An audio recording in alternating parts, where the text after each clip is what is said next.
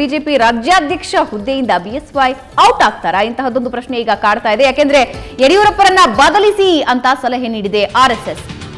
ಒಂದು ವ್ಯಕ್ತಿಗೆ ಒಂದೇ ಹುದ್ದೆ ತತ್ವದ ಅಡಿಯಲ್ಲಿ ಬದಲಾವಣೆಗೆ ಸೂಚನೆಯನ್ನ ನೀಡಲಾಗಿದ್ದು, ಪ್ರತಿಪಕ್ಷದ ನಾಯಕರಾಗಿರುವ ಬಿಎಸ್ವೈಯನ್ನ ರಾಜ್ಯಾಧ್ಯಕ್ಷ ಸ್ಥಾನದಿಂದ ಕೈಬಿಡಿ ಅಂತ ಶಿಫಾರಸು ಮಾಡಿದೆ. ಬಿಜೆಪಿ ಹೈಕಮಾಂಡ್ಗೆ ಸೂಚನೆ ನೀಡಿದೆ ಸಂಘ ಪರಿವಾರ. ಬಿಎಸ್ವೈರನ್ನ ಬಿಡಲಾಗದ ತೊಳಲಾಟದಲ್ಲಿ ಇದ್ದಾರೆ ಈಗ ಬಿಜೆಪಿ ವರಿಷ್ಠರು. ಲೋಕಸಭಾ ಚುನಾವಣೆ ಸಂದರ್ಭದಲ್ಲಿ ನಾಯಕತ್ವ ಬದಲಾವಣೆ ಅಂತಂದ್ರೆ ಬಹಳ ಕಷ್ಟ. ಲೋಕಸಭಾ ಚುನಾವಣೆವರೆಗೂ ನಾನೇ ಇರ್ತೀನಿ ಅಂತಿದ್ದಾರೆ ಬಿಎಸ್ವೈ. ಇದನ್ನ ತಿಳಿಸ್ಲಿಕ್ಕಂತಲೇ ಅವರು ಶಾ ಭೇಟಿಗೆ ಅಹಮದಾಬಾದ್ಗೆ ತೆರಳಿದ್ರು ಅನ್ನುವಂತಹ ಮಾಹಿತಿ ಲಭ್ಯ ಆಗ್ತಾ ಇದೆ.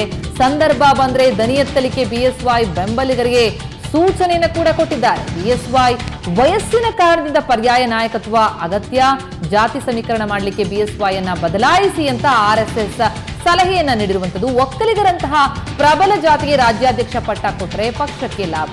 2019ರ ಲೋಕಸಭಾ ಚುನಾವಣೆಗೆ ಇದು ಆಗಬಹುದು ಅನ್ನುವಂತಹ ಲೆಕ್ಕಾಚಾರ ಇದೆ.